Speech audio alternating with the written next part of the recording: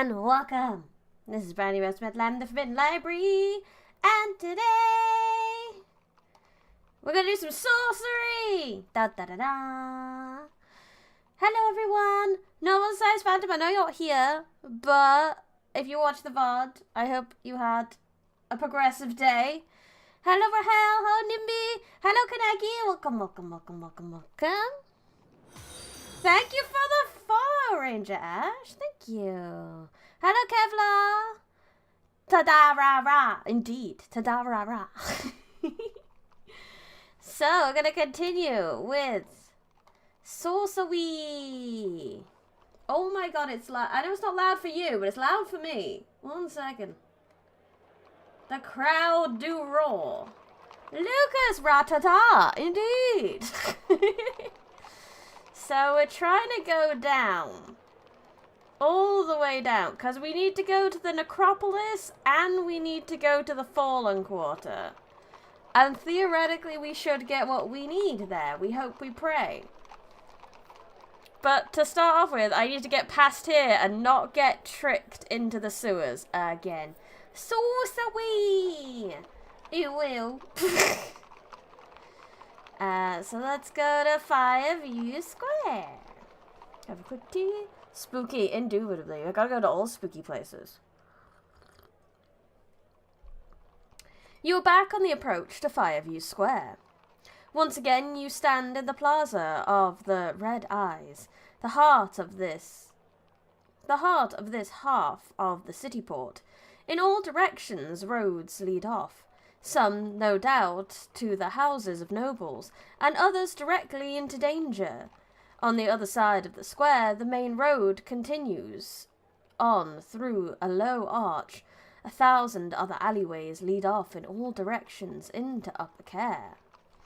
The monument can go get effed this time. I want to put them there. Classic teleportation trips. Wow.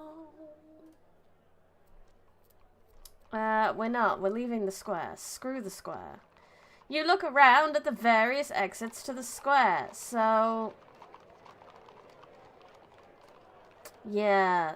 If we go into the alley, we're heading down to the Fallen Quarter. If we're heading through the arch, then we're heading to the graveyard. I want to have another quick look at my notes. I know that's where I need to go. But let me turn you guys down before I get into another menu. I just want to know what specifically I'm looking for. Congress. A ritual of Korga involves 3 eyes. Left eye, right eye, and the third eye in his forehead. Good to know. I don't know what that's going to help me with. But that is second noble. Moas. Shrine of Slag I just did and failed. Bridie, I'm astounded how you've managed to lose a max stamina. Shh, it's fine. It's absolutely my skill. So Lord Theta can be found blind and begging in the Fallen Quarter of the city. And then there's this guy. Lord Shinva is dead. However, there are rumors that his spirit still haunts. I want to go to the crypt first. I want to go meet a ghost. I think that's the way to go. I find the most spectacular ways to fail. That is my channel. Girl failure channel. Whee! Okay, let's go through the arch. Whee! You walk between the narrow buildings until you reach a fork. To the left, the road continues towards some kind of bustling market, while to the right it leads down a shorter street. In the centre of the fork is a great bronze statue with some kind of pot at its feet. What does that mean? I want to look at the statue. What is the statue? The statue is of a giant brute wielding a club, and at its feet is a large pot filled with gold pieces. Shiny. This must be one of Care's many gods, with the pot intended for worshippers making offerings, although none of the passing creatures seem to be throwing any in. Make a move, I guess. What? It's not gonna let me steal from the gods? I wanted to steal. That was my first thought, Kevlar, but it's not giving me the option to steal from the gods.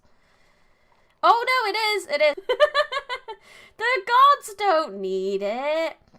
You go over to the statue and look into the pot. It seems to contain almost 20 gold. What was it when the Stranger Things thing was out and everyone's like, if fairy could, I'd make a deal with God and get into... And 3 avocados for $10. He'd say, that's not very good. And I'd say, yeah, but your God. Isn't money kind of beneath you? So mine. You reach down and scoop the money from the pot into your pouch. Easy enough. But then a creaking noise makes you freeze. Fucking run for it. Wait, I swore too early. Oh well, YouTube might bonk me. Oh well. 3 sea gold pieces just for taking it. I know, right?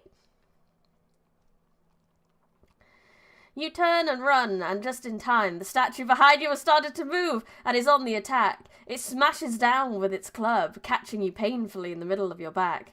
You stagger to your knees, gasping. Picking yourself up quickly, you see the bronze giant has leapt from its pedestal and is advancing towards you. Yeah, I knew this was gonna happen. But 20 gold, my bro. Cast a spell. What can we cast? What can we cast? What can we cast? What will help in this situation? What's the M? Mud? We can make it like... But I don't have sand. I don't have sand. Yeah, of course it was gonna happen. Why? Yob! Kaiju fight! Kaiju fight! Kaiju fight! Kaiju fight! Kaiju fight! Kaiju fight! You throw a tooth and cast the spell. The tooth erupts into a plume of smoke, and in its place emerges a giant, easily as tall as the bronze statue. The 2 colossal creatures face each other down, and the street clears around them. This will be either a titanic fight or an extremely brief one. I want to watch. This is the smarter move. But... I want to see. The giant thunders forwards, trying to intimidate the statue, not realizing that the statue is a remorseless mechanical creature that knows no fear. The giant quickly learns, however, as the statue simply waits for it to come close, and then swings its massive club in one direction, and its gigantic fist in the other. The giant spits blood on the dust, then brings down its own club, tearing a chunk of nearby building. You dodge to one side and narrow avoid the crashing masonry. Oh, yeah. But what if he wins? But what if he wins? Wouldn't that be fun? Keep watching. The next round goes more in the giant's favour. Raising the club over his head, he brings it down on the statue's crown, placing a deep indentation in its brass cranium. Then it swings sideways, damaging the statue's chest. A jet of hot steam ejects from a panel in the statue's left leg. As the statue stumbles, it drags tiles off a nearby roof, one which strikes you in the arm. Worth it! Keep watching. The statue is not defeated or even slowed. It keeps coming, battering the giant with remorseless energy. It brings down its club, and the giant, rather than being turned into jelly, disappears in a puff of smoke. The statue turns to bear down on you. You will have to finish the task. Go, go, go. Attack, attack, attack, attack. In the milliseconds available, you scour the creature for scratches, blemishes, anything that might suggest a chink in its armouring. The belt, the right leg, the left leg, the right ankle, or the left ankle. This is a lot.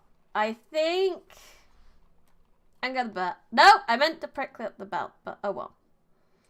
You charged for the creature's right leg, but find only smooth, polished metal. The giant swats you back with a powerful blow. Try somewhere else. The belt! Nah! Left leg? Left leg. Kanagi, you've been as much as I've been physically reading out loud, you've been listening better than I've been reading. You leap up and struggle with the belt, trying to tear it free with your bare hands, but there are no weaknesses. It is soldered onto the surface of the creature's casing. The great statue tilts its head down to watch you try vainly to pull it to pieces, then claps its hand down on you, squashing you against its body like you were a flea. The blow knocks you to the ground, all unconscious, rolling to one side. You shake yourself free. You could not take much more of this. Try somewhere else! Left leg! You race forward towards the creature's left leg and spy a small metal plate. Twisting your sword around in your hand, you drive it into the crack and begin to lever the panel open. The giant flails this way and that, trying to shake you loose, but you are determined. And finally, the plate flies open. A blast of hot gas ejects from the statue. It sways and then topples face down in the street. Thank you, Kanagi. I'm alive! You gasp with relief and take a moment to recover your breath. You have survived, and a count shows you are 18 gold pieces richer. Fudge, yeah. I found a clue? What clue did I find by fighting that thing? Statue of Matak. Bronze statue outside of the halls of Vlad has an access panel on its left leg. Well, I already knew. We sit here. Bridie is more into legs and belt than the ankles. Ankles are overrated. So I think it's the left foot we need to go. We need some like food or something. I'm nearly dying after that. Worth it. You follow the road to a wide open space laid out for a market. There are several stalls, all selling the same goods, their traders arguing loudly over who has the cheapest, the best quality.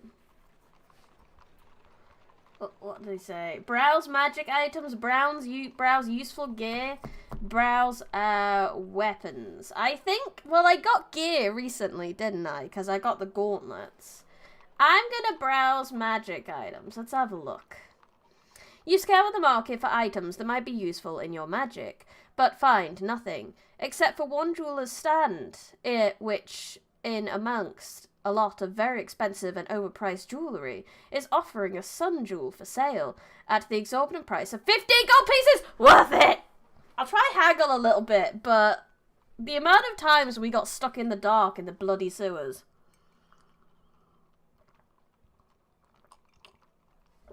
I need it in my life. Haggle. You put the gem on the table. I'll give you 10, you say.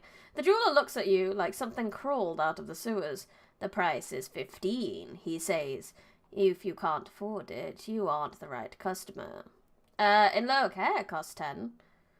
You remark, casually, as you can. The jeweler narrows his eyes, but you've clearly caught his attention. I'm certainly having trouble selling that particular piece, he says. Tell me, what is the name of the jeweler offering this price? I don't know. I didn't ask that bloody name. Just someone in the market. I don't fucking know. Just someone in the market, you reply. But he had a whole box of them. The jeweler chews his lip. Well, he remarks, I've had it a long time. I suppose a discount wouldn't be the end of the world. 10 gold pieces, just for you. I'll do it. 10 gold. I will happy with that. I mean, we just got 18, so to get me the light spell, fuck yes. Let's have a look what's in the rest. I mean, a nice new sword would be lovely, would it not? You take a turn about the armourer's stalls. Mostly what is on sale is a poor quality, or weaker than the blade you already carry. But two things catch your eye. A hefty broadsword with a good solid grip, and a bow with a quiver of silver-tipped arrows. Ooh, silver-tipped, maybe. But also, fat sword. We can guts this way. You lift the broadsword and slice it through the air. Perfectly balanced, enthuses the swordmaker. Not an antique, either. Buying anything for rations. None of them have rations. It's fine. It's fine. I like how Undertale is currently only €1. Oh, that's lovely. Not an antique either. Made brand new. 8 gold pieces. You judge the blade to be well weighted. Let's give a test to the bow. You lift the bow, testing the spring. It seems firm and responsive. Although you have little use for ranged weapons, this one seems hardy enough. The quiver is interesting. It contains 10 arrows, but each has a tip, made not of steel, but pure silver. The armourer nods at you significantly as you discover this. For you know what? No, I don't know. No, the dead. Only silver can pierce the hearts of the dead. I feel like I might need this. 6 gold pieces. Might end up buying equipment and jewels with no leftover for our rations. This is a distinct possibility. However, we are going to the necropolis. So I'm buying the bow. I like the bow, you tell the armourer.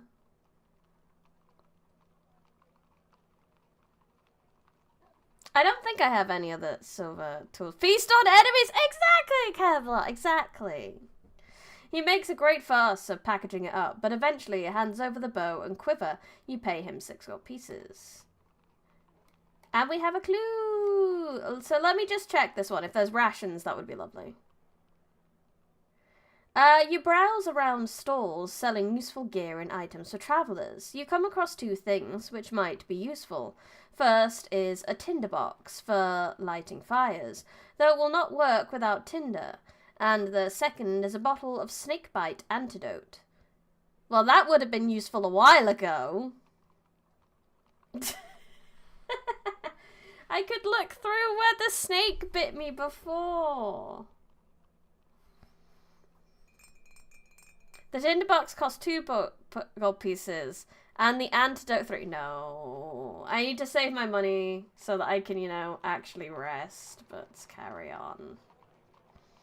Well, well, well. It's another well. Toss a gold. No. Beyond the market is a street of tall iron-fenced houses. You are entering a rich district, but in relatively safe, close to the well, on the highest point of land in the city. Few creatures live here, and it would seem that beggars are not tolerated. The streets are empty, and for the first time, clean. You pass well with a pulley attachment built above the rope. Why would I toss a gold piece in? Walk on. You pass the well. You catch a brief snippet of a song drifting up the well shaft, but you cannot quite make out the words. But what is it? You go over to the well and listen. A woman's voice is singing from somewhere deep in the earth. You can make out the words when you lean your ear over the well shaft. I assume that means ear. My dear, your fortune can be told if you will cross my palm with gold. No, my gold. Fuck off. To the necropolis! We could just... Going to the necropolis at 3 stamina feels so bad, bro. Everything will be fine. You have reached a wide, desolate area fenced off by overgrown railing inside. Tall yew trees reach up to twice the height of the city wall beyond. This is the necropolis, the city of the dead, for those who pass away in care, with enough money to ensure their bodies are not simply tossed into the water. The road to the north gate passes straight through and offers no way around. Keep going. This is the type of greed they talked about in the Bible. Look, I ain't giving my money to suspicious women sitting at the bottom of wells. The sooner you are through it, the better. Enter the necropolis. After the hubbub of upper care, the necropolis has a silence which is almost deafening. Little did you know that was the goddess of the wells. She doubles all the gold you give her and totally doesn't steal your runescape gear. Yet, totally doesn't. Or tries to murder me, or drags me down into the sewers. Who knows with this town? Have a quick look around. Either side, listing gravestones crawl with small creatures. No flowers grow here. It is like the bodies give off poison as they rot. Everything here is dead, and yet this place is neither empty nor still. Round to the graveyard. Spoopy. I've got to keep, like, changing the volume of this game so you can actually hear something. Oh. The wind whistles between the tall trees. The sun is setting behind the wall. Let's have a nose round some gravestones, eh? You step nervously off the path and walk between the nearest tombs. Some are ancient headstones, tilted to crazy angles, and some of them are fallen face down, as though the citizens of this graveyard have been drinking since they died. Others are fresh, neatly carved and clean of all moss and weeds. They sparkle in the moonlight, as though cleaned by maids, and waiting for their occupants to arrive. Yeah, we do need, like, a volume limiter. We need a volume, like, it's like a volume gate. Like, you need the limiter for if it gets too loud, and then there's, like, a minimum one where if it's too quiet, it makes it louder, but that would take some research. Okay, so we've got explore the newer tombstones, explore the older tombs, or leave. How recently was this guy dead? Do we know? I don't know. We just know he's here. So let's go to the newer tombstones first. I don't know. There are several tombs here. Let's see the let me turn you down so I can open this menu without deafening you. What's the guy's name? So Lord Shinva. That's who we're looking for.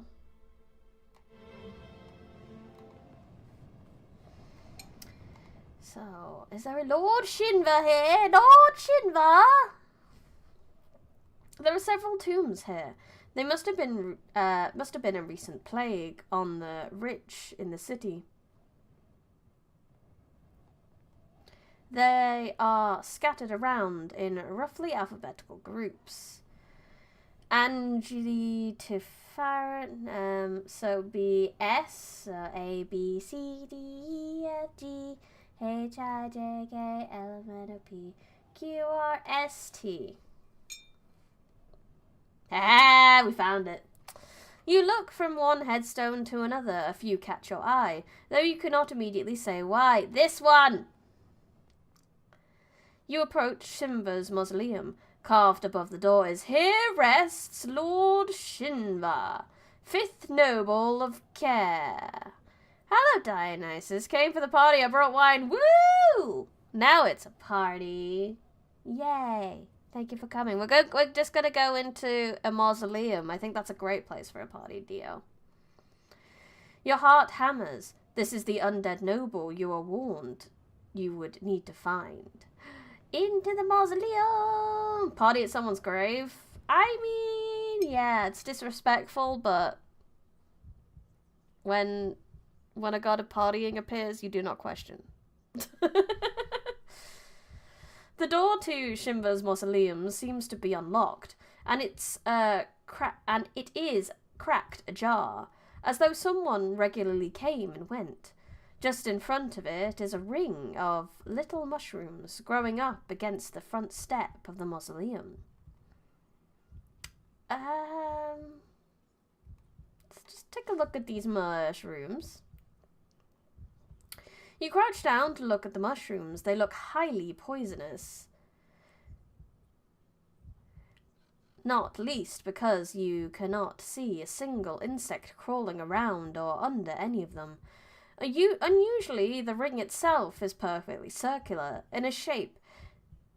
In its center, something silver glints, a stake pushed into the soft soil.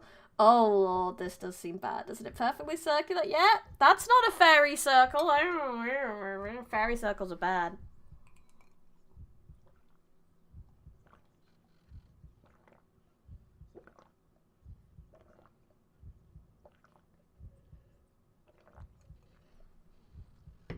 Do not fuck with a fairy circle. Taking the silver stake seems bad. That's probably sealing something in. I don't know what spell to cast. The model goes through something because the model cannot take the gloriously large size of my tea mug. Is a big boy. What's this one do? Sus! I don't have a lot of stamina, so I probably shouldn't be doing. I only have 3 stamina. Probably should not be doing that. So, make a move, I guess. It's too cold to stand still in the shadow of the wall. I'm gonna have to go in. Let's just jump over the ring. You take a run and jump clear over the circle of mushrooms, landing on the step of the mausoleum. Heh. Skip! The air inside is freezing. Dust coats. Oh yeah, I could pray for healing, that's true. Intelligent but cheeky, the monkey understands others but does not respect them. Yeah, that makes sense for how I've been playing. He is quick to turn tail, but not rash. What he lacks in courage, he makes up for caution. I don't know whether I have the caution either. Yeah, I'm gonna save it, because every time I use that, it's like, hey, do you need this? Inside the air is freezing, dust coats the floor. Urns line the walls, but there is no coffin. The floor space is empty, except in the far corner where narrow stone staircase leads down into darkness. I will need to use a spell here, I think. Bwah! No, I was wondering if I could use my spell. Skulls peer at you from the walls. Turn and flee, never! You make your way towards the stairs, but you must have stepped on some kind of switch, as behind you you hear a voice, and you turn to see the door swinging shut. Try to block it? You look around for something to block the door, but all that comes to hand is a skull. You place it into the gap in the doorway. The door slab continues to move, and the skull is pulverized into powder. Then it seals with a bang, and you are plunged into darkness. Sun? Is that what it is? Oh, I'll need to do that. Filled with only the sound of your own breathing, and one other noise, a distant rattle of chains in the dark. Cast a spell! Cast a spell! Cast a spell! That's okay, that's why I bought the sunstone! Sun! Yes, cast! Da da da da! You cast the spell and the sun jewel in your pack begins to throw an ebb, growing brighter and brighter until it fills the room with a pale but brilliant light that reveals the mausoleum for what it is. Old stone and dust, and nothing worse than that. Your spirit soar. Let's make a move. Something rushes across your boots into a crack in the stone. I would like to go downstairs. We'll figure out how to open the door later. It's probably just the chain maker again. That guy was creepy. I'd love to know where to use that magic chain I got. Maybe there is a way up below. You head for the stairs once more, holding your light out in front of you. Down we go. You make your way cautiously down the ancient stairs into the dead earth. The walls are damp, and there is a foul smell of decay. The only sound is a dripping coming from somewhere in the depths. I do have a magic chain. I don't know how to use it or where to use it, but I got it. Or perhaps, is it perhaps one made of silver? Maybe! If so, I am incredibly prepared right now. You emerge into a large, dark chamber, lit only by the light from your sun jewel. A coffin occupies the center of the room, covered over by dust and spider webs. Approach the coffin. You stride towards the coffin, then freeze. There is a rattle of chains coming from inside the coffin. The lid is moving back.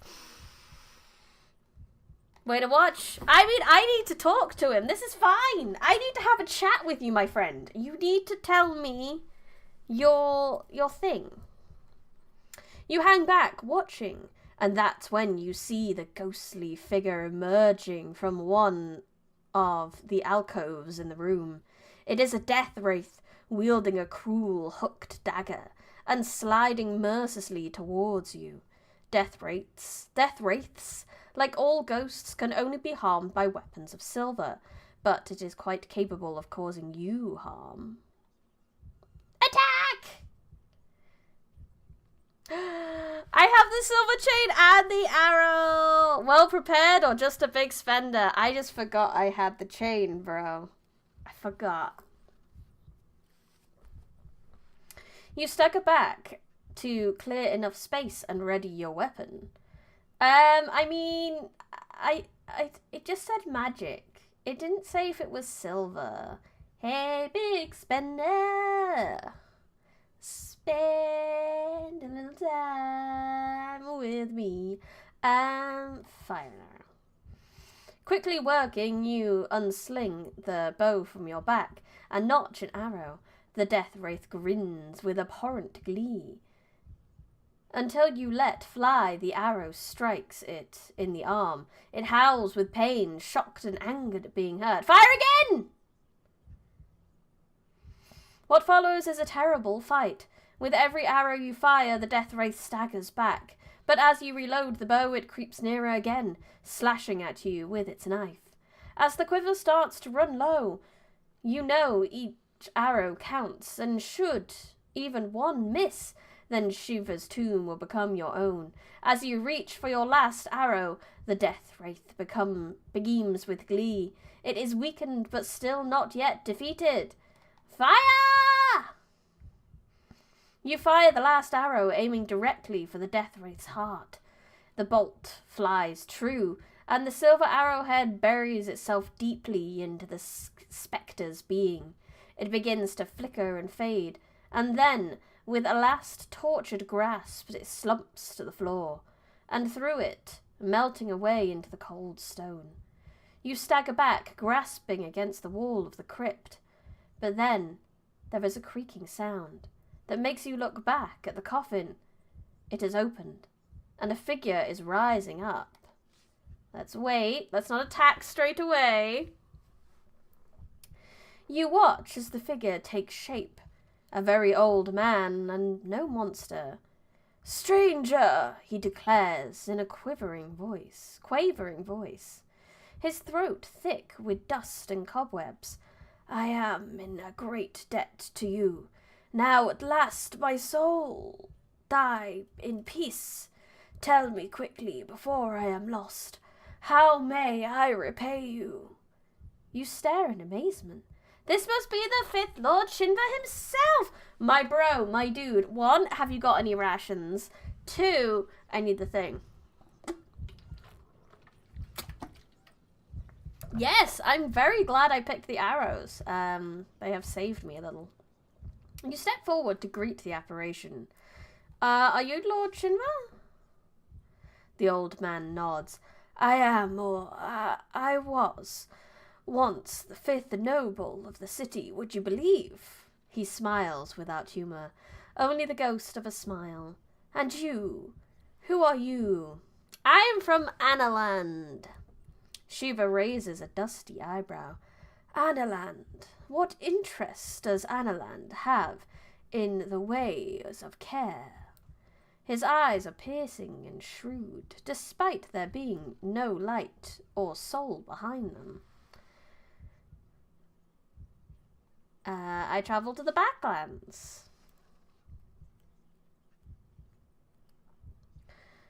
Then you will need to pass through the North Gate, and for that you must know the spell. Perhaps you know it already. No. Would you tell me? No, I know one line, Shiva replies.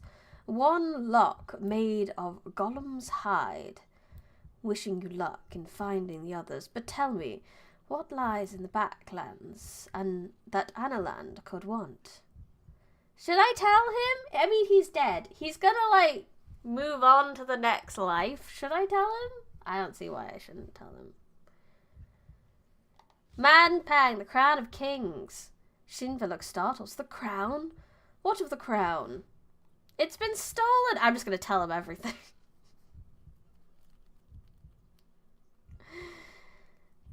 He looks deeply troubled. Then today is a good day to die.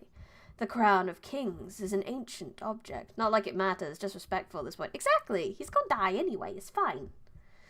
From a time when the world was young and great forces stalked the land, forces too great for such as we are today, powers that could shape beings and minds with the slightest whim, and mould the land and sea to their will.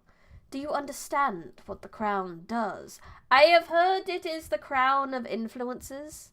Yes, maybe he has clues, exactly. I feel like it's good to talk about the main plot a little bit too, because then I learn more about it. Much more than that. Only once was I in power of the crown, he shudders. As it passed from Laneland to Bree, I was an envoy at the court. When it arrived, it had the power to turn your will to another's without you knowing it was happening. You see the power of that. No one understood under the influence of the crown can ever revolt, as they do not understand that they are in servitude. The old man visibly crumbling in front of you. First noble. Do I have the info of the first noble? I don't want to ask him a question I might already have the info for. So, use of silver weapons. First noble. He only knows. He's the only one who knows the full spell.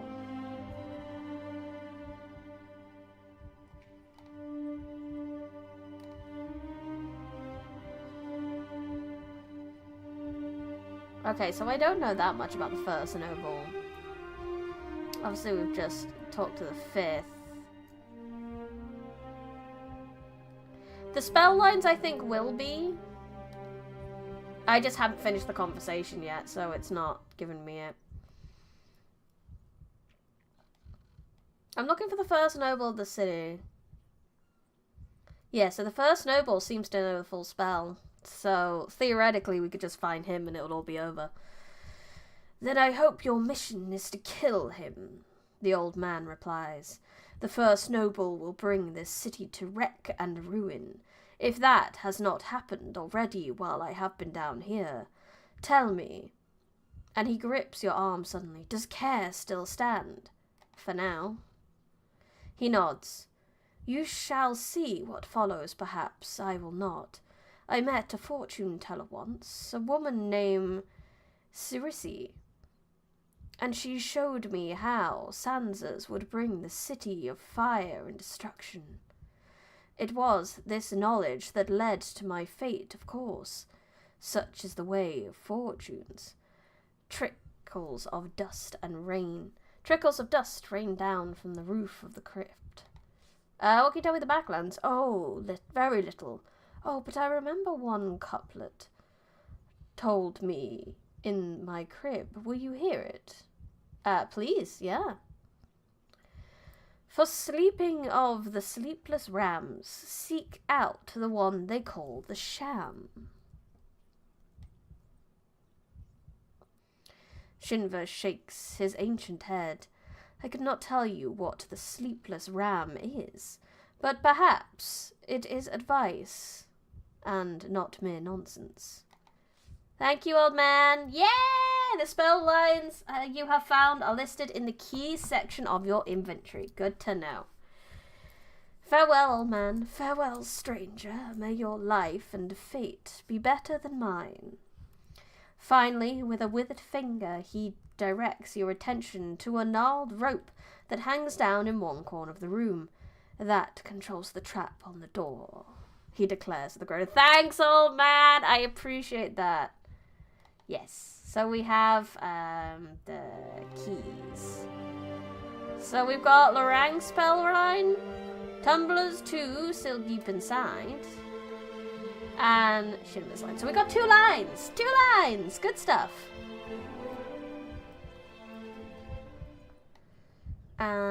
So let's cut the rope. You slash the rope with your sword. A heavy counterweight falls and shatters to the floor. Lord Shinva nods and drifts towards the coffin. I give the last of my life to you, he whispers as he lies back into his grave. Oh, he's literally given me stamina? Lovely, thank you. You feel a cold strength flood your veins, then turn quickly and make your way upstairs. The door at the far end of the mausoleum is open. Yay! Step outside. You return through the door to the path, still shivering from your meeting with a ghost. You're filled with old man spirit. Yeah, that's just what we need. So empowered.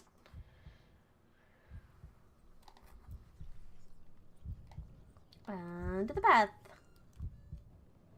Nice. You avoid the ring of mushrooms as you leave. Outside, night is falling and things are stirring between the moaning trees. You would do well not to linger here. It's just... This is going to send me right up to the north gate. But I guess there's nothing I can do. I'm going to have to potentially get the next one on the next loop around, which is going to suck.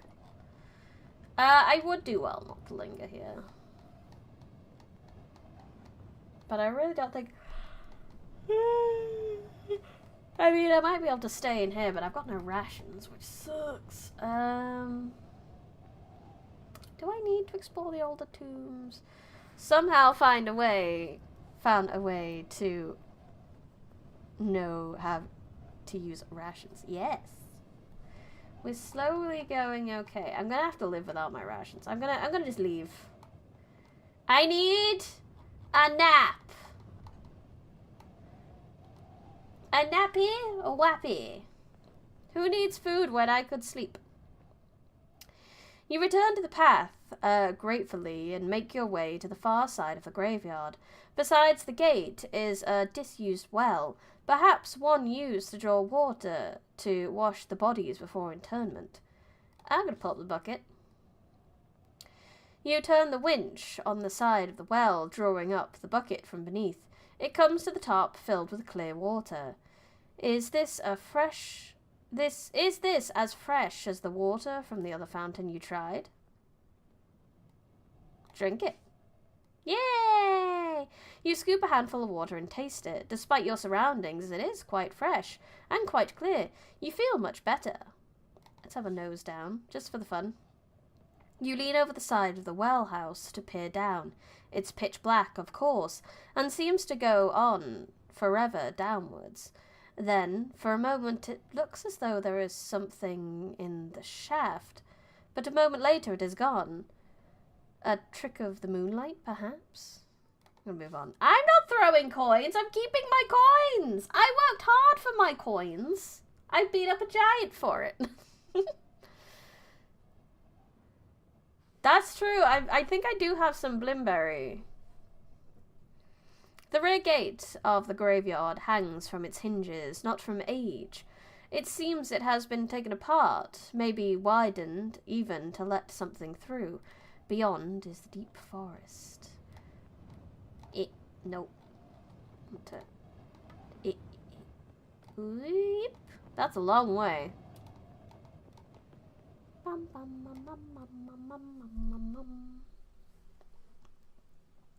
You walk for half an hour through thick trees along a narrowing track until you reach a fork in the road. To the left, the track gets narrower still. To the right, a massive shadow looms, so large it seems as though a colossus has seated itself on the wall. In thought, a chill wind blows through you, as though ghosts walked back and forth this way. Look at the shadowy shape. The shadow to the right has a jagged silhouette. It's a ziggurat, with perhaps 100 steps leading to its apex. The trees whisper and move. Which one's the ziggurat? It's the ziggurat to the left. Make a move. Night is drawing in. You should get moving. Things whisper between the trees. I want to check out the ziggurat. The ziggurat. The ziggurat. Ziggarite. You stand at the base of a towering ziggurat, built from carved stone blocks, each the size of a hay bale. The temple rises higher than the city wall, and positioned to catch the first star of evening at its uppermost point, a moment which has just passed. Look for an opening. You tilt your head and look for an opening and finally make one out. A small black dot about a third of the way up, but even that is quite some climb. For the less devoted worshippers, a small gargoyle by the steps has an open mouth ready to accept offerings. Climb!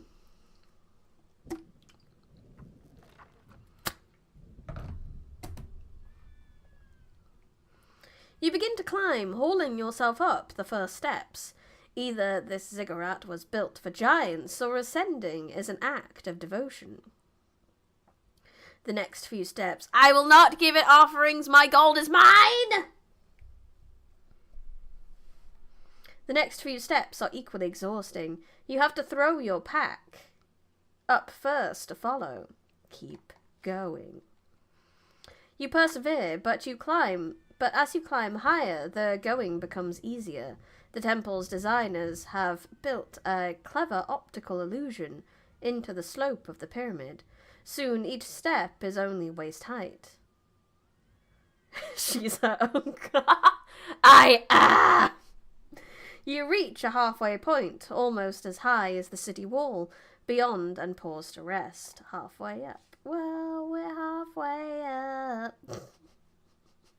It's that meme. Do you know the cat on the lamppost? I see no other god up here but me. You are halfway up. Freezies of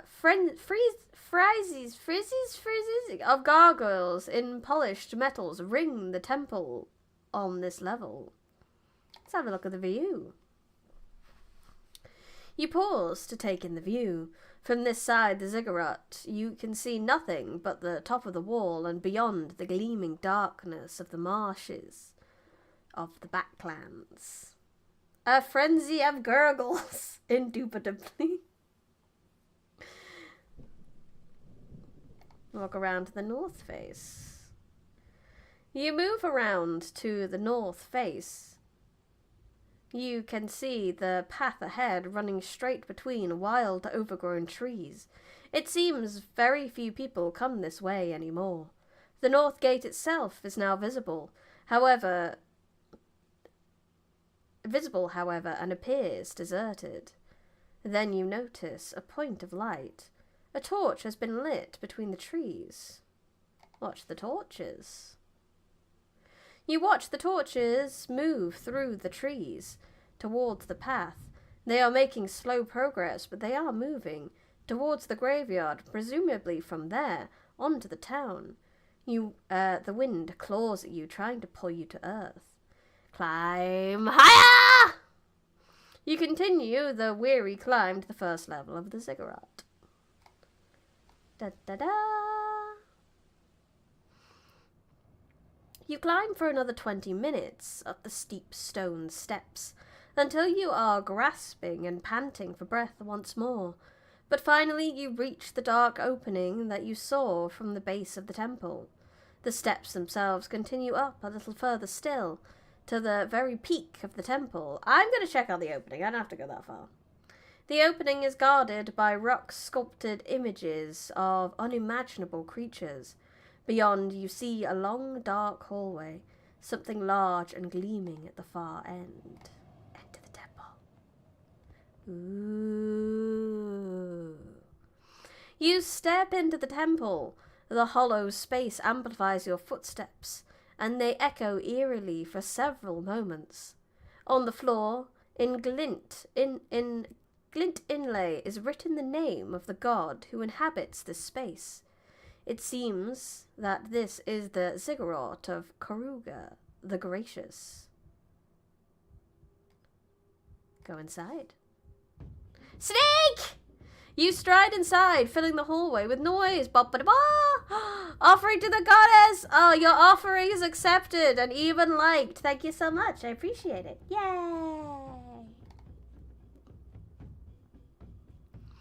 You stride inside. 100 arse. Absolute arse. We know, we appreciate it, but it's arse. I don't know what that is. Yeah, we got a snake again. You stride inside, filling the hallway with noise, then suddenly the ground underfoot moves, and you stumble backwards. You have stepped on the body of an enormous serpent, who now rears up, baring its fangs. There's no time for magic. You struggle to even draw your sword in time. I'm going to defend. Oh, I thought if it's reared up, it was going to go for me straight away. The temple snake snaps and hisses at the air between you. You drop into a defensive crouch, stepping well back, as it slithers away around a pillar out of reach.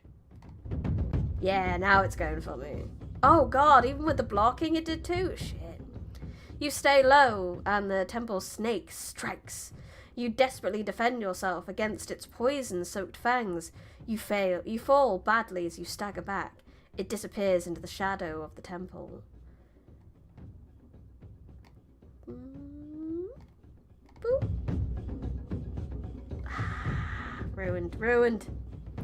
You wait as the temple snake shifts, foolishly exposing its belly. Then you attack. You cleave the air with your sword, but it recoils, hissing and spitting. Shh. So it's recoiled. Go again.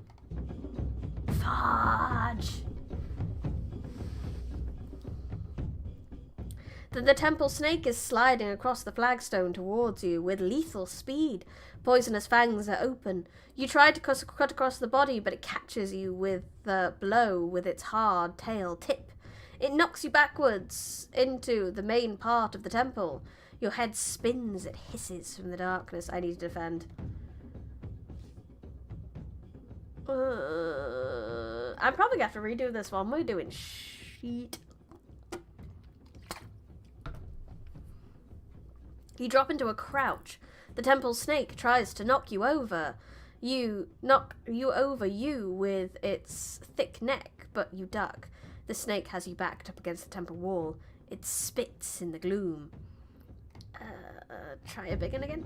Yay! We got at least 2 from it. Nice. You give chase as the snake whines. As the snake wins behind you. Wins. Same word. Wins between a group of gargoyles and loses sight of you behind a pillar. Launching off your heels, you lunge for the beast's neck. The temple snake slips away from beneath your blade. The snake lashes out wildly in its agony. If it's going wildly, I'm going defendy. I also need some stamina, pretty badly. You fall back. The temple snake slithers between the pillars, but you repel it with your blade. It hisses as it moves. Now go! Yes! Shameful, but we did it. Well, we have more stamina than when we started the the graveyard, at least. That's something. Your footsteps echo as you race forwards. You bring your blade in heavily, drawing sparks from the stones below. With a weird scream that echoes round the cold stone, the snake dies, its head crashing to the floor. You wipe your sword clean and wait for the violent echoes of the fight to fade away. Then you go further in. The sight of the shrine takes your breath away. The walls are decorated with brightly coloured murals depicting scenes from the religious mythology of Care. Fine ornaments in precious metals are set into alcoves around the pews, and rich woven tapestries cover every surface. A cunning trick of architecture catches the wind past the doorway and creates a constant ethereal humming, as though a crowd of monks sat in permanent meditation inside. Why would I leave? Let's go further in. At the far end of the hallway, 4 large stone gargoyles of winged demons watch over the shrine from mountains high up. In the eaves guarding the altar, on which a gigantic idol squats, Karuga, I think it's Karuga, would probably be better, Karuga himself. It is a life-size version of the model of Karuga you saw in the abandoned house yesterday. Continue. You walk up towards the altar. Kafka. You walk up towards the altar, across a richly patterned carpet. Something about it gives you pause. Its surface is decorated with wide symbols that seem too deliberate to be accidental. Oh no. Do I have any hints at this in my clues? Kruger's third eyes. The ritual of Kruger involves 3 eyes, left eye, right eye, and third eye in his forehead. Sleepless Ram.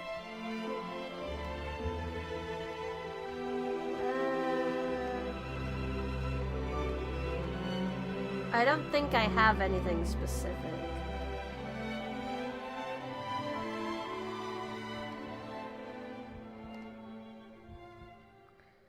Star shapes, circles, spirals.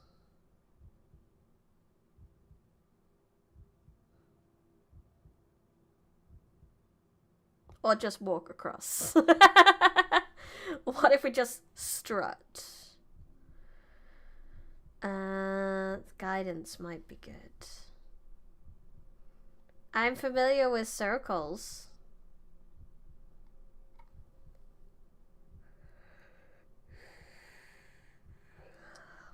How much stamina does guidance take?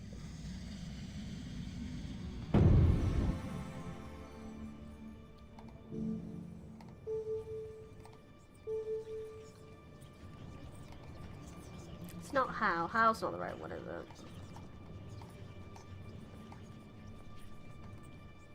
it? Nope, I just did the H. Is it F?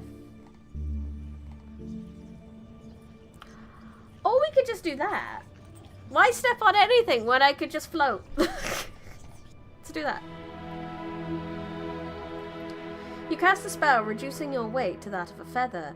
You should be safe from any pressure traps. Just walk across. Relying on your spell to keep you safe, you step forward across the carpet towards the idol. But it seems whatever trap here does not require much weight to be triggered. Something happens, although you cannot be sure what. One moment you are in the temple of Karuga.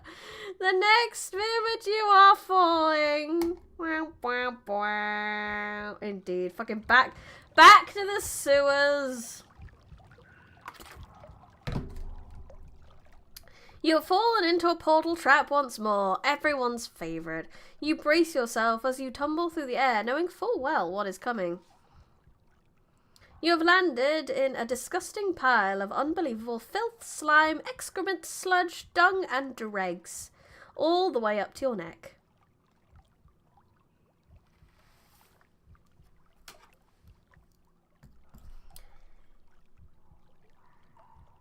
Go fairly successful. If I had some intelligence, maybe I could have remembered. But to be fair, it was like 3 weeks ago I last fell into a teleport trap. 3 weeks ago. That was a long time ago to remember. You have landed in a disgusting... You are evidently in the sewers of care. Get up. You start to struggle up to your feet when splashing around... when a splashing sound to your left draws your attention to a small opening in the wall next to your ear. Something's coming. Duck and avoid it. You take a brief breath, swallow your pride, and duck down into the foul sludge. When you come up for air, the deluge has gone. You clean yourself off best you can. Girl, furl your poggies. Where am I? I already know! We've done this before! We've been in this very particular sewer before, too. I might pray for healing. I know what happens in here. Thank you, ape. You stand in a cavernous sewer tunnel filled knee-deep with slow-flowing, stench-filled water. It is pitch black. How many times have we been in the sewer so far? At least 3. Because there was the one time I kind of went down willingly because I was like, ooh, what's down here? The other time I got forced down there. And then this time. So 3 times we've been in the sewer.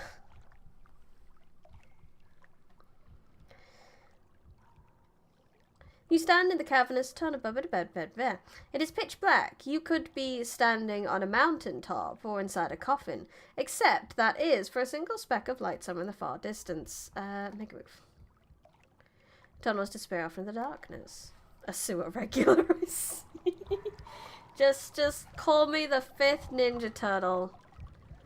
Can I just not? Can I just go up this ladder? There's a ladder here. Evidently. Can I use it? Let's just hide. You duck into an alcove in the wall of the tunnel. In the distance, you hear the marching feet coming closer. You wait, and within a few moments, the tunnel is filled with goblins! There are not one or... There's not 1 or 2, but a whole army led by a tall, stocky elder goblin. And chanting a weird guttural song. All of the Ninja Turtles, you're the biggest rat. I am a rat. Stay low. They march straight up to where you are crouching in the dark. 100, maybe 200 of the creatures. What are they doing beneath care inside the city walls? I already know this! Wait. You wait in tense silence as the goblins march past your hiding place. At the rear, 2 of the goblin generals. How many more soldiers does the Mad King want? The first asks the second as they pass your position. Thousands, the second replies and spits. But he'll get what he gets. That he will, agrees. The first agrees, testing his blade on his thumb. The 2 walk on, still talking in muttering voices. Can I not light some... I don't wanna. Because this is where I escaped last time, and that brought me up to the thing. So if we can get over here maybe this time. So let's go this way. You turn and head the other way down the sewer. This way seems to continue on into infinite darkness, but these goblins must have come from somewhere. Explore the sewer. There is nothing else for it. You strike off along the sewer, hoping to find a way out. It is impossible to tell how much time has passed. In the world above, perhaps the sun has gone down and the stars have come out, but down here, all you know is that the people of Care are still throwing their slop into the grates. The water underfoot stinks, and the ducts above your head rain with thick filth. Tasty. Let's go.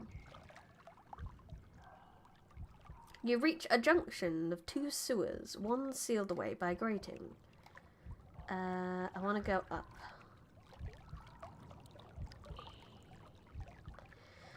There are no ladders from this stretch of ruins. You might have walked more than the whole width of the city by now, and be out under the backlands themselves. Or what if the sewer forms a great circle and you are simply walking around and around, slowly carving a deeper channel for the filth? Hopefully not. I am on my way to something. You emerge into a small chamber where a knee-deep pool of sewage has collected. The liquid is bubbling, and as you watch, a shape rises from the water. It is the smooth hide of a slime eater. It roars, gobbing slime and goo at you. Oh no. Is there something I can cast, maybe? I can just zap it or something. No, I don't want to zap it if I'm in the thing. What's a P? What's an E? Pep! No.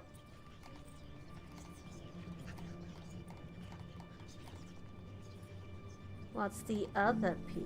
P-O... Pop!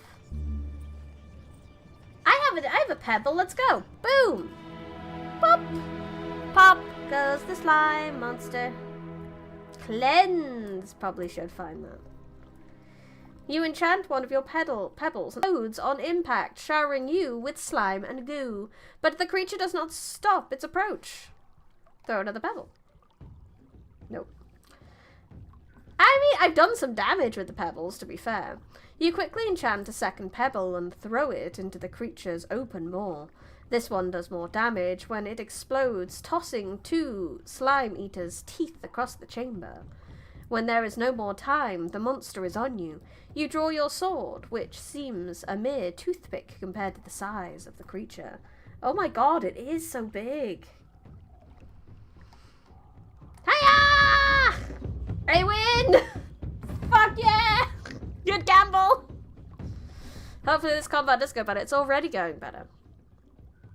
The slime eater growls at you, filth and fetid waste spilling from between its blubbering lips. He looks like a turkey with burning, he does look a little bit like burning turkey legs. They might considering he's made of rubbish, that might actually be burning turkey legs. Killing it quickly will be your best chance of avoiding losing your last meal. You swing your sword in a mighty arc. The slime eater skulks in the water, then rises up and charges.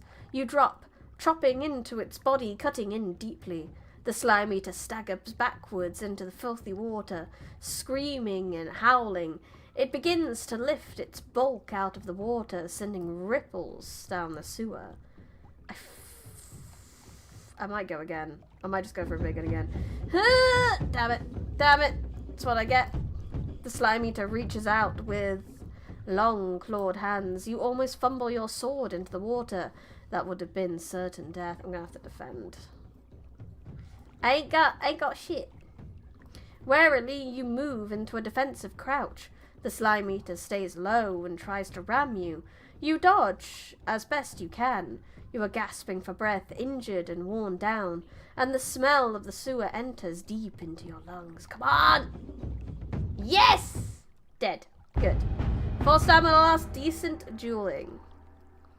You risk an attack. Standing firm, you swing a mighty blow at the slime eater. The slime eater roars up, exploding a soft area beneath its chin. You strike with your sword, and it sinks in deep, bringing a fountain of thick green ooze.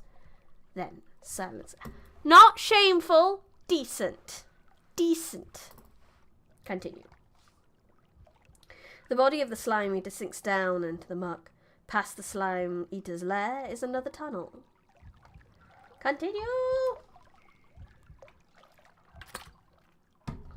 Further on, the sewer ends, and the walkway opens on the right. You step gratefully out of the filth and muck into a low tunnel. Nope, I was smart, and I managed to push down its HP. That was my forethought. You arrive in a dead-end passageway, but there is light here, shining from above. I think this is going to take me back to the graveyard, actually, potentially. You look up to see a hole in the roof of the sewer, and even better, there is a rope with a bucket hanging from the gap. You found a disused well! Test the rope. You cannot believe your luck. Down here in the dark, you have been close to thinking you might never escape. So you test the rope first. Expecting it to come free at the slightest tug, but it does not. It holds secure and firm. The climb will be long, but it will be safe. Climb up. That's if I have enough stamina to get fucking up there. Reassured, you start to climb. The first few feet are wonderful. Filth runs clear from your legs, but the rest of the climb is long and makes for hard work. Thinking about it, it's so devious that all the traps just dump their victims in the sewers. It really does. It's the sewers are filled with dead bodies as much as it's filled with gross things, apparently. Oh, thank you for the follow, Last Argonaut. Appreciate it. Yay. Halfway up, you stop for a rest. Keep climbing. You continue the climb, but it is too far in your weakened state. The sunlight seems to get further and further away, not closer. Then you suddenly realize you are falling. Ah, I died because I didn't have enough stamina to get up the well. So I need to do the fight again, but I need to do better. Do better. We're gonna go on a very small BRB and then we're gonna do better. Died from too tired. What a mood. Absolute mood. Small BRB. Where's the BRB screen? There it is.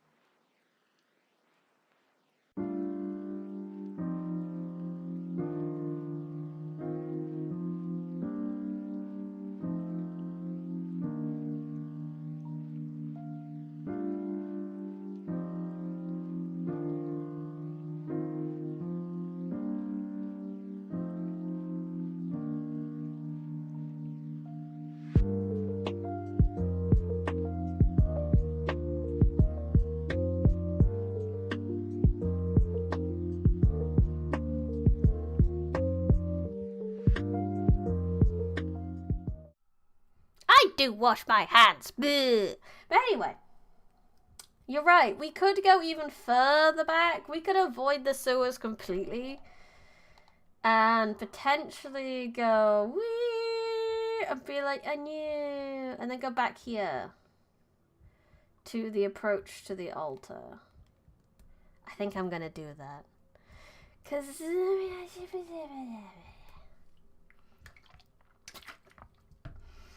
I'm going to avoid the star shapes. No. And I'm going to save scum my way through. Yay! Screw these sewers. Approach the altar! Avoid the circles! You walk up to the altar, stepping carefully around the circles in the carpet, and reach the altar without incident. It's fine, I figured it out. We save scummed our way through. Whee!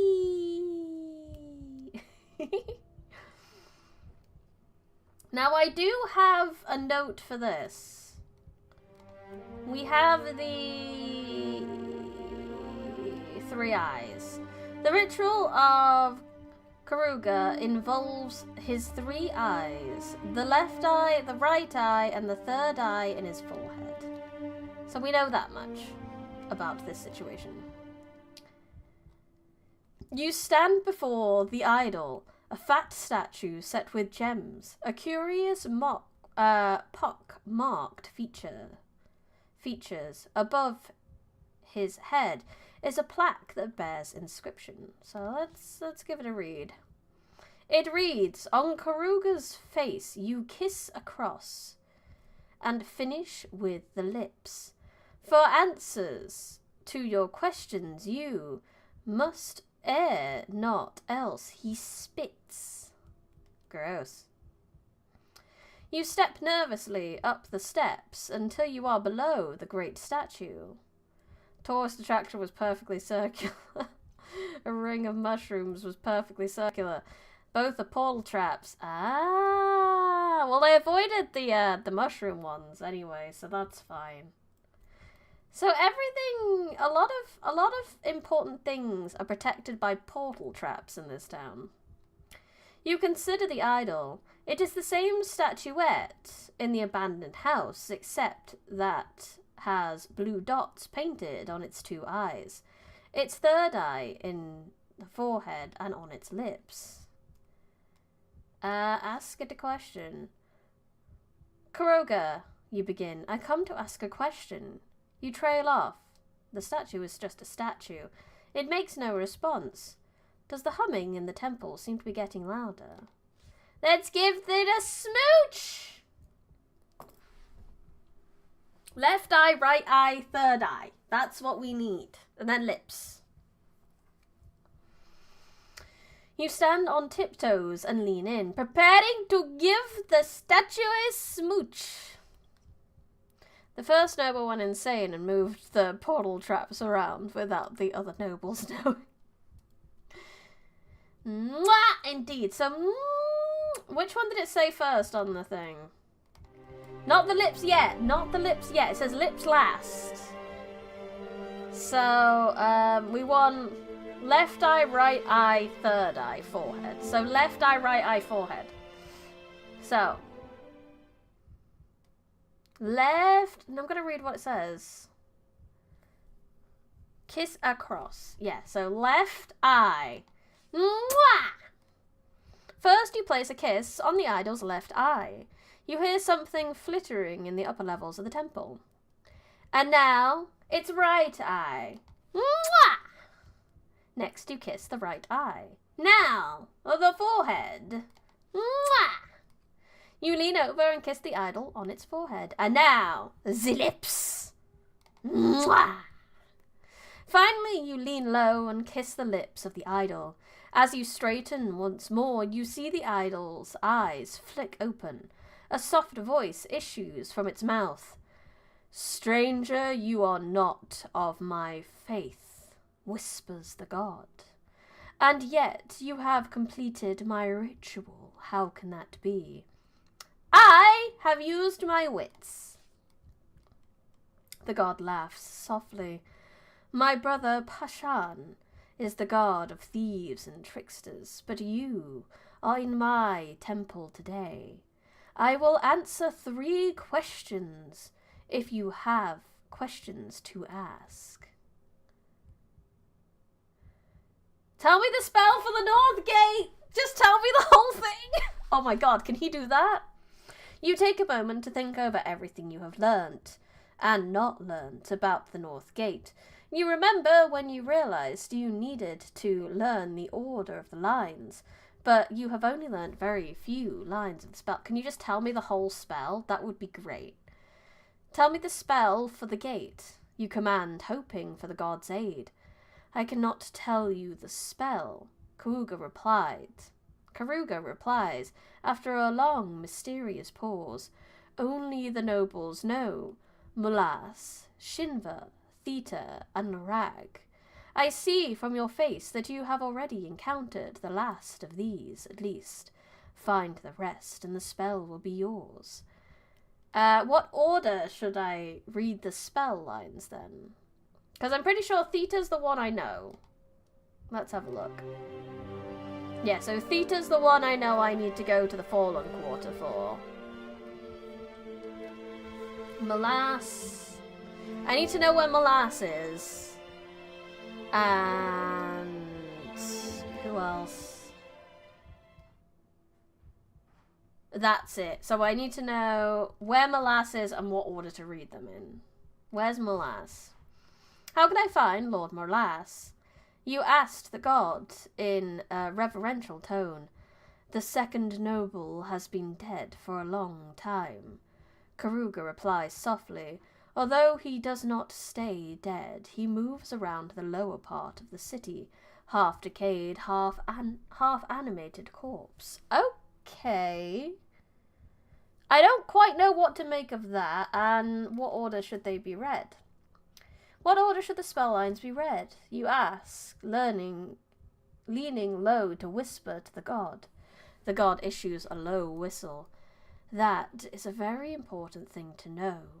The lines were given out to the nobles in the reverse order. The first line was given to Lord Theta, the second to Lord Shinva, the third to Larag the scholar, and the fourth to Molas. A great silence descends across the room, and the god speaks once more. Now, he intones, I have a question for you. You have completed my ritual. Do you wish to enter my worship? I mean, what sort of god are you? Karuga seems to almost smile. I am a god of grace, he replies. There are few as generous as I.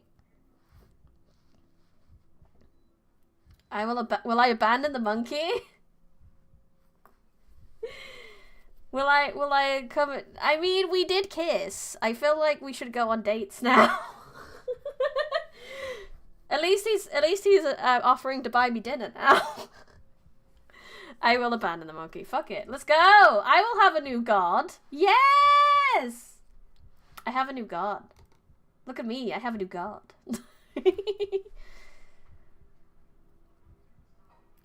He answered my questions because I did the ritual. He gave me 3 questions. He didn't even say give me 3 questions. He just like ages ago for answer to your questions. Exactly. He's giving me a good shit. So yeah, this will affect the trout population. Maybe. I wish it. Very good, Karuga intones. There is a moment of quiet humming that rolls around the temple until it becomes almost too much to bear. Then a moment later you feel the god's presence inside you. My aid comes with no price, but there is a condition. Oh no! Oh shit, I have to be nice now? Shit. You must act graciously enough to receive it. A great sense of well-being floods your body. You turn to head out of the temple door. You have found 1 new clue, and other clues have been updated. Rightio, what have we got then? So we know the order of the lines now. And we now know the second noble of Care has been cursed and is now a living corpse who torments the citizens of Care. So I need to figure out where the hell he is as a living corpse. Now, only if you want aid.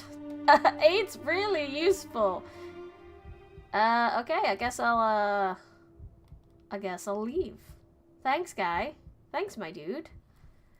You are back by the opening of the temple. But what's at the top?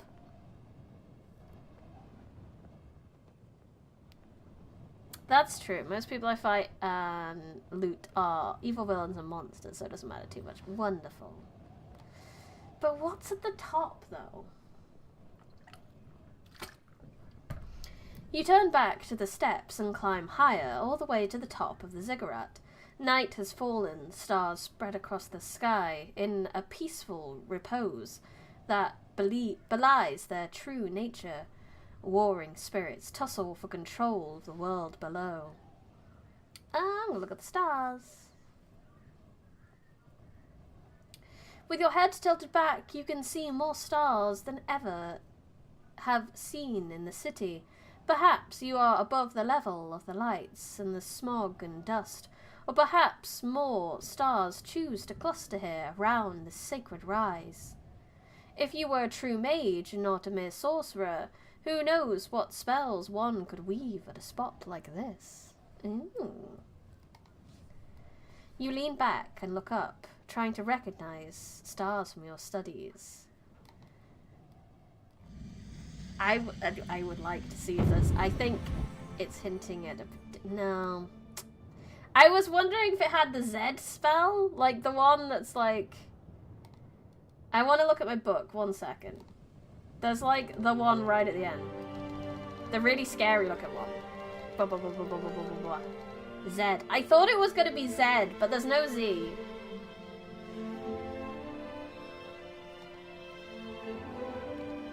Let's have a quick look.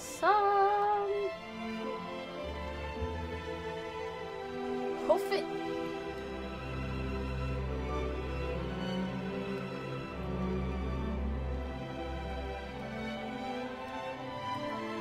Oh yeah, I have that.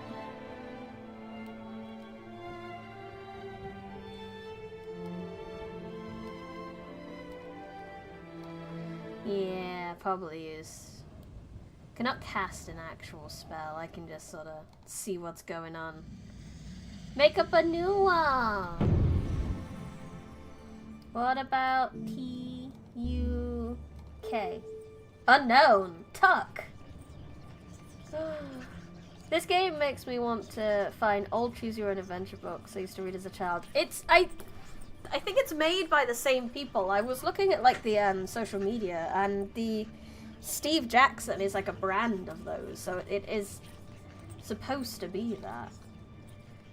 What about P-A-K? Pack? Pa?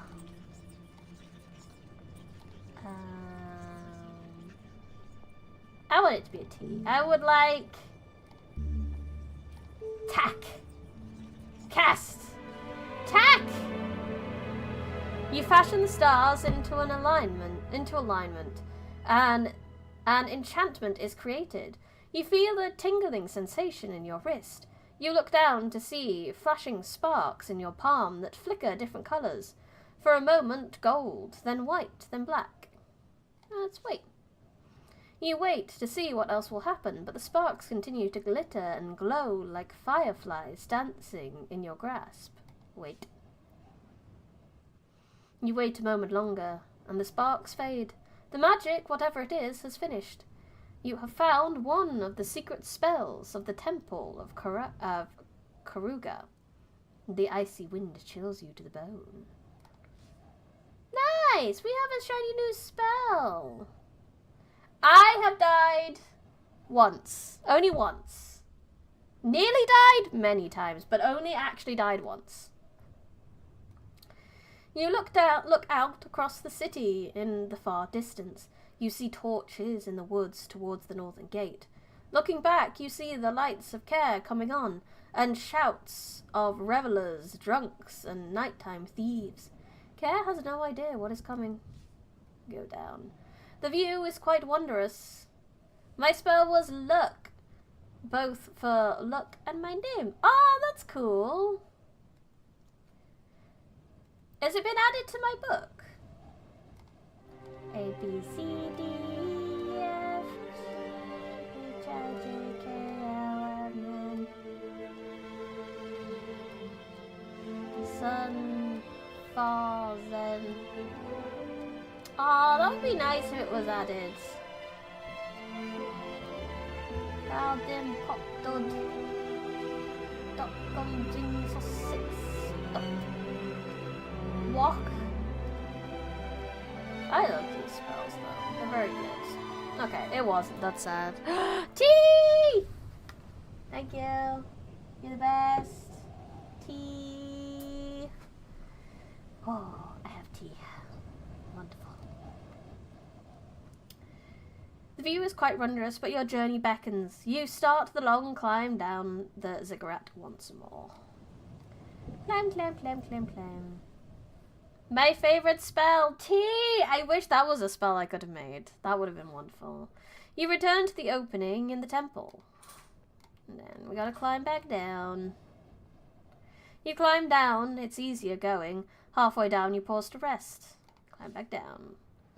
You have seen enough. You climb quickly back down the steps and retrace your steps to the fork in the road.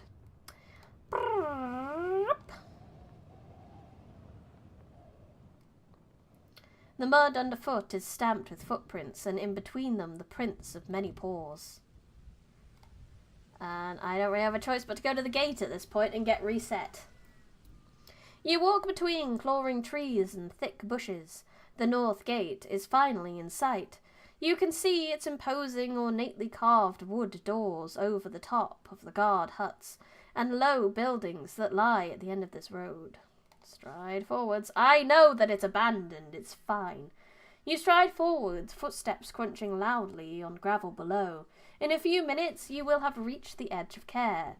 But between here and there is a long road lined with thick, gloomy trees, a patch of wild forest like you haven't seen since the hills. I'm going to go cautiously. You make your way slowly forward, trying to ensure your feet do not crunch too loudly on the gravel. Something catches your eye. Movement in the shadow on both sides of the road. Torchlight. Stop and look. A werewolf! You stop, ducking into the shadows, and watch. Whatever is moving in the darkness, there are a lot of them. Then the gleam of moonlight catches one, and you see it clearly. A wolf, clad in tight metal armour. No, a werewolf! Bow, bow! Indubitably. No matter, you have defeated werewolves before. Indeed I have. I mean, they don't normally wear armour, to be fair. You hold your ground, waiting. The werewolf does not seem crazed or maniacal. There is no full moon to drive it wild. That's true. You are glad for your patience as further werewolves pad down from the shadows onto the path, forming an arc in front of you. I'm going to wait more. You wait, tensed and ready to run if necessary. Then you notice a man, stepping from the tree line beyond. Who goes there? He demands. Friend or foe? Friend? Question mark?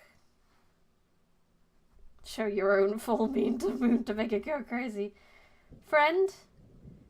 The man does not respond. It is clear he is waiting for something, but for what? I know Vic. Who was Vic again? 1 second. Vic. A man named Vic runs several businesses in the city port. Armoured wolves. Werewolves trapped by their lupine forms by magical plate armour are stalking the city at night.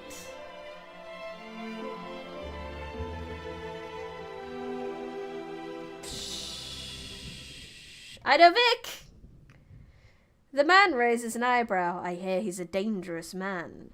He says slowly, watching your expression. But honourable. If he were here, that might mean something. The man replies, pulsing a vein in the man's temple gives away his fear. Perhaps he has never killed before, but with a swift movement of his hands, he gestures to his dogs. They bound forward too, catching your wrists and slavering jaws, holding them tightly but firmly. One flick of my finger, he says, voice shaking. You'll never lift so much as a fork again. Now, give me a straight answer. Are you with us or against us? I don't understand what you're asking.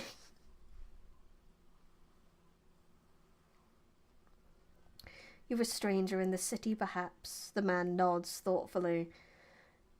You're a late recruit to our cause.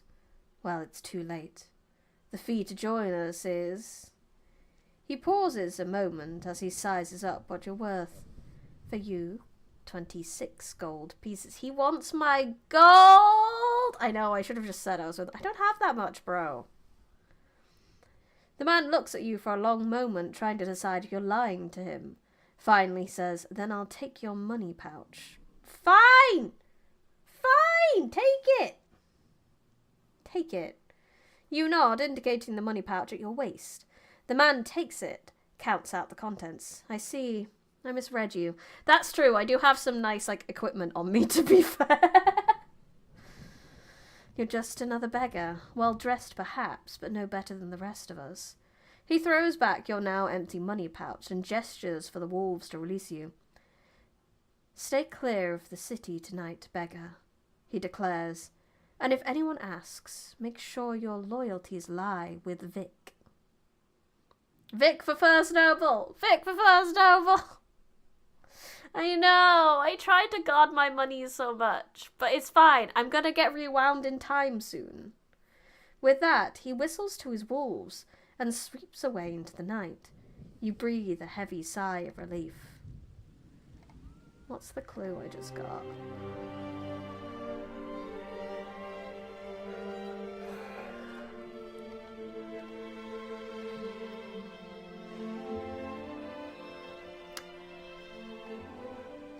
Okay, time to replay this again. How about you steer clear of these hands, bruh? You have reached the north gate once more. The ground is empty still. The goblins have not yet risen. Off to one side is a well, but there is no other cover. Wasting no time, you stride over to the gate. I don't have the things, but I can't go back. You reach the other side of the clearing unscathed and stand below the enormous door. I can recite 2 lines of the spell. One lock made of golem's hide, 2 tumblers sealed deep inside. You stand back to see what effect your lines had. The voice has gone silent. I'm gonna have to wait.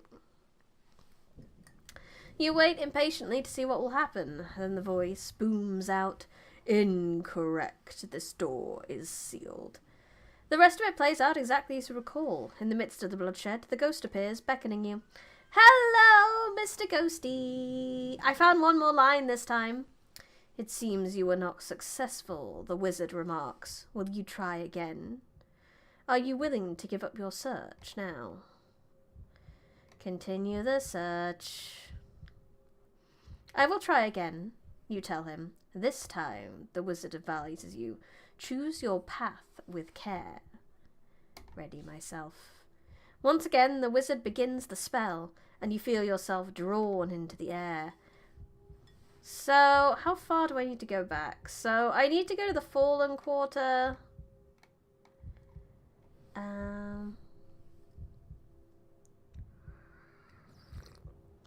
I really do like this mechanic, because since you were given such a specific way to deal with this. So if that's upper care, what's lower care, technically? The fields... So I need to go to the Fallen Quarter. So, I guess I'll go to the square.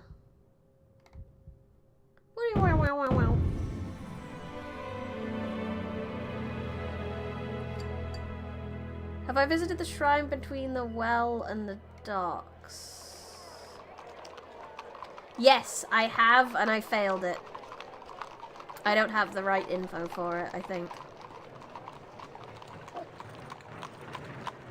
Oh, so I do need to go back to that side, but I'll go to the specific place that I know I need to go to first, I guess. And we'll go from there.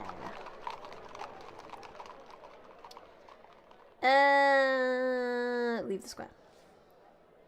You look around at the various exits from the square, and I want to go this way this time. You choose a random alley on the right-hand side of the square and slip into the shadow between the tall buildings. The houses either side are well built and well defended. There are iron railings on the windows, and some even have arrow slits and portcullises. One household has dug a moat across his front door. Outside one building, a tall man stands with a grappling hook. That sounds like... Oh, wait, did I lose? Oh, I lost my god. God, bro.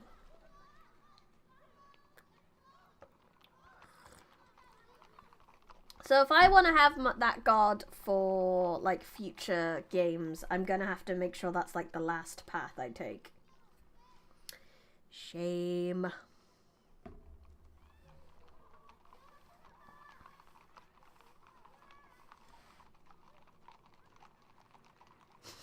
The freaky god who makes you smooch him before he will tell you anything. He gives you 3 questions for 4 smooches. I think he should have 1 question per smooch, at least. Like, should be 4 questions. I'm gonna watch him. You hang back and watch as he swings his grappling hook twice, aiming for one of the windows on the floor above. The hook misses and clatters to the street below, and the man curses before gathering up the rope for another try. My good sir, what are you doing? You stride over the man as he swings the hook. Greetings!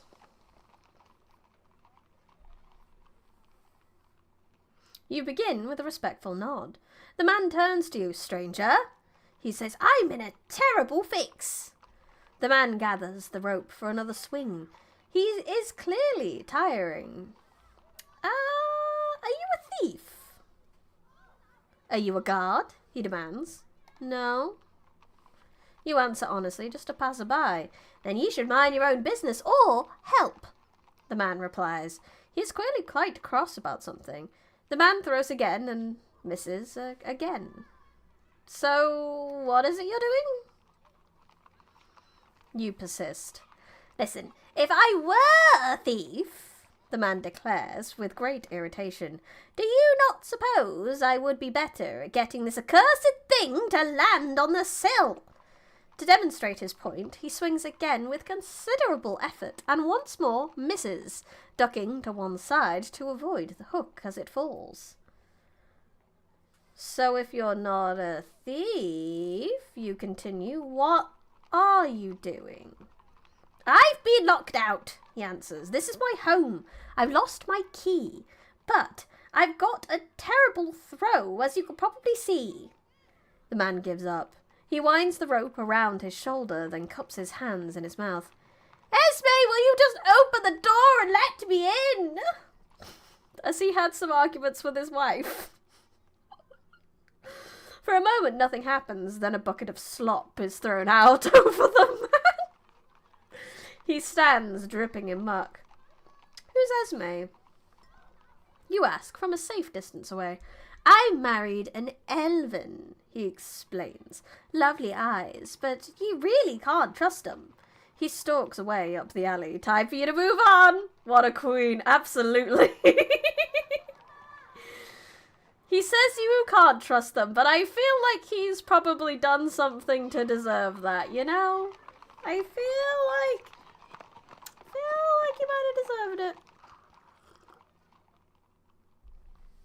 The street is falling into disrepair around you. Something has blighted this region of the city. Even the trees in the gardens behind the mansions have turned black where they stand. The only greenery is the moss on the stone walls. There are no rats scurrying underfoot, and only spiders roost in the rooftops. You pass a particularly grand house, its doors locked with a heavy iron chain. Why is that? There is a metal S bolted beneath one gamble. Perhaps it is an owner's mark? Perhaps it is there to stop the wall falling out onto the street. There is a ringing noise from down the alley. A hooded creature with a bell around his neck is approaching in shuffling steps. My bro, why do you have a bell? A long black robe conceals what manner of creature it is, but it walks slowly as though in great pain, and around its neck a bell ringing with every step.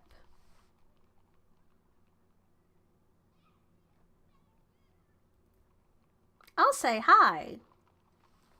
Greetings, stranger, you call. The creature with the bell does not look up, but continues its shuffling approach. Now that the creature is close, you hear its sighing, painful breath. Open the door to the house. The door to the house is locked with a heavy padlock chain. You tried to pry it with the tip of your sword, but achieve nothing. S for subscribe and the creature with the notification bell. Heck yeah!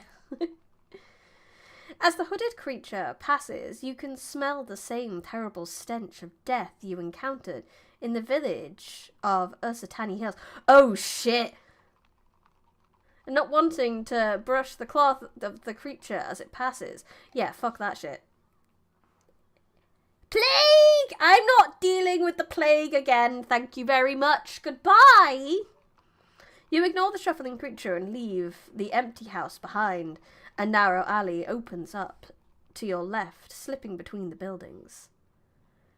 So I could follow the alley or follow... I'm not quite to the fallen quarter, so I'm just going to go straight. Follow the road.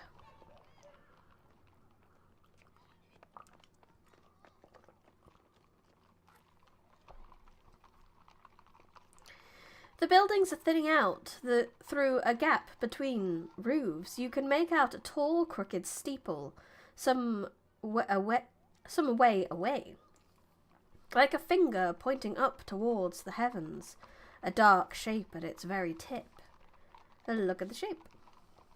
As you watch, the shape seems to grow wide and flatten once more, as though it had opened and closed. A bird, perhaps, or simply a flag drooping downwards in the still air. Into the wasteland of the fallen quarter. Once again, you are emerging from the alley into a wide area of wasteland. Once this was a busy city district, but now it looks as though a hurricane had levelled it. Nothing stands higher than head height. A few staircases lead nowhere, and in some places a door still stands. Plants grow from every crevice and crack, as though someone had poured green paint over the whole scene.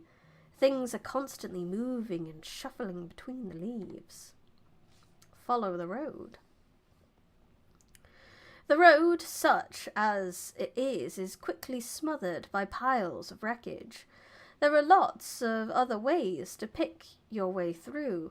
One possible route leads up and over the side of a broken down house. Other passes by what might have been a mill. You would have to climb over the mill wheel to continue this way. Let's look at the broken house, I guess. The house has been sliced like a many-layered cake, showing the floors that were once inside. Opened rooms have been stripped of their colour by the wind and light, and of their possessions by a decade or more of scavengers. but there are still hints that this place was once a family home. 0 gold and 0 rations. Yeah, we're not in a good position. Not at all.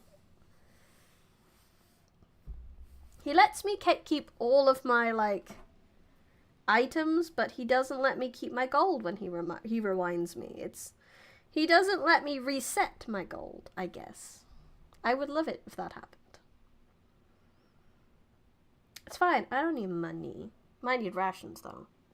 I can't remember the last time my character ate.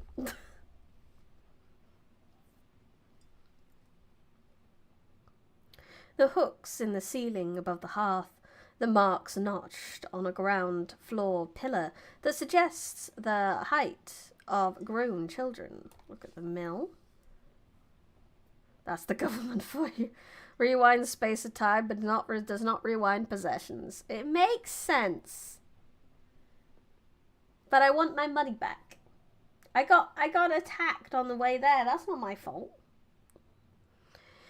Who would build a mill out here, so far from the river? Still, there is a gigantic mill wheel lying on its side in the path. Despite the state that the building next to it is in, the wheel itself seems perfectly intact, not ever having lost its perfect circular shape. I'm going to step over the mill wheel for fun. You clamber up the side of the mill wheel, swing your leg across the side, then suddenly... Oh, it's a fucking circle!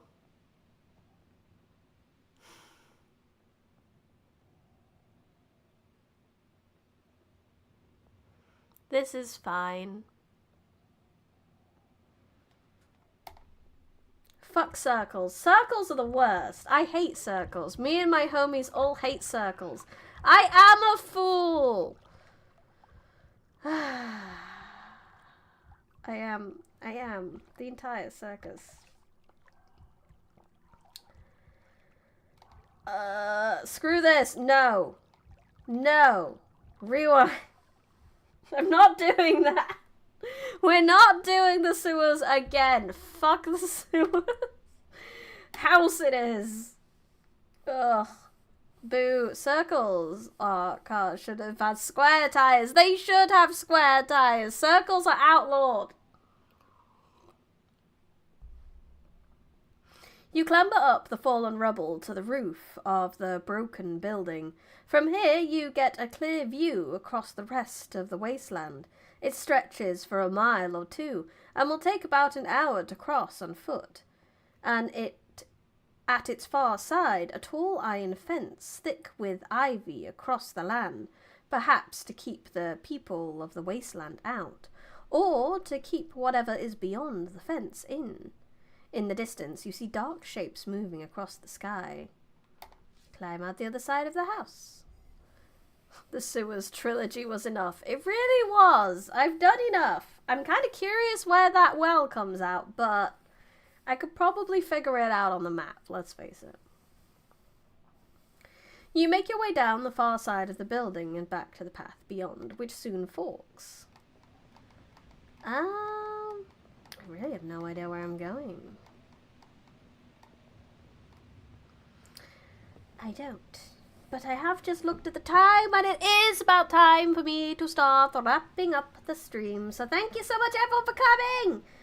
Thank you to everyone in chat. Thank you to anyone who learned. Thank you to anyone who watches the pod. I really appreciate you coming, interacting and enjoying, no matter which way you decide to do so. If you have not already, I would also highly appreciate it. If you are on YouTube, if you could leave a like on the video and subscribe to the channel. And if you are on Twitch, if you give the channel a cheeky little follow.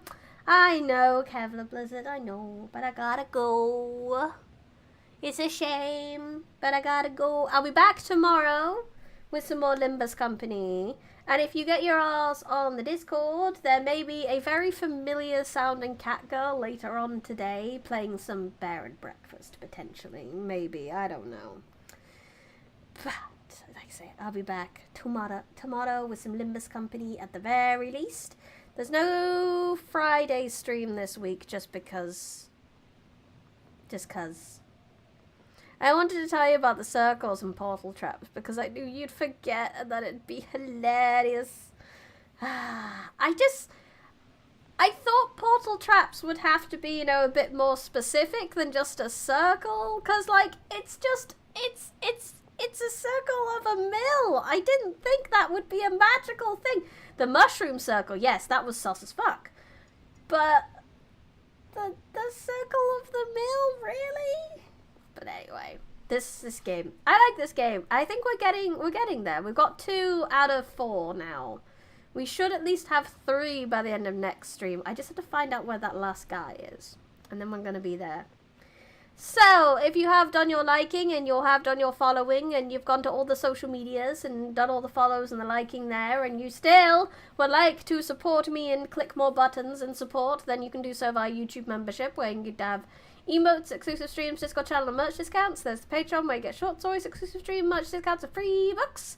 There's the Kofi, where you can commission me to draw emotes for you, and there is my merch store, where you can get ebooks, purchase copies of books that I've written, bookmarks, notebook, a pillow, and some stickers. So go check all the links out in the description, and I will see you guys tomorrow. But for now, I had fun.